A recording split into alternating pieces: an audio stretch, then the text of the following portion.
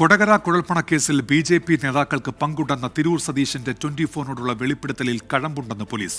ബി.ജെ.പിയെ പരാമർശിക്കാതെയുള്ള ED. കുറ്റപത്രത്തിന് പിന്നാലെയാണ് കോടതിയിൽ police നൽകിയ റിപ്പോർട്ടിന്റെ വിശദാംശങ്ങൾ പുറത്തുവന്നത്. പണവുമായി ബന്ധമില്ലെങ്കിൽ ബി.ജെ.പി. നേതാക്കൾ എന്തിനാണ് കൊടകരയിൽ എത്തിയത് എന്നാണ് തിരൂർ സതീശന്റെ ചോദ്യം.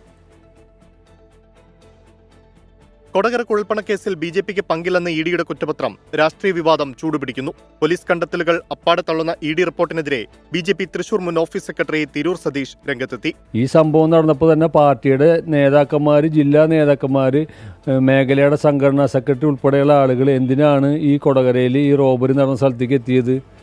ധർമ്മരാജൻ ഇവരെ ബന്ധപ്പെട്ടു, അവിടെ പോയി. പാർട്ടിക്ക് ഈ പണമായിട്ട് നേരിട്ട് ബന്ധമുണ്ട് എന്നുള്ള കാര്യം 100% ഉറപ്പാണ്. തിരൂർ സതീഷ് 24-നോട് നടത്തിയ വെളിപ്പെടുത്തലിൽ കഴമ്പുണ്ടെന്ന് കാട്ടി പോലീസ് കോടതിയിൽ റിപ്പോർട്ട് നൽകിയിരുന്നു. ഈ റിപ്പോർട്ടിലെ വിവരങ്ങളും പുറത്തുവന്നു.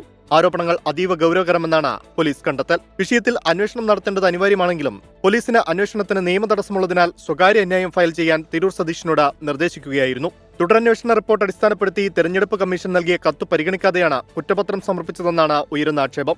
അതിനിടയിൽ ഇ.ഡിയെ വിമർശിച്ച പ്രതിപക്ഷ നേതാവും രംഗത്തെത്തി. ഇ.ഡി അതിന്റെ വിശ്വാസ്യത മുഴുവൻ തകർത്തു ഈ റിപ്പോർട്ടിലൂടെ.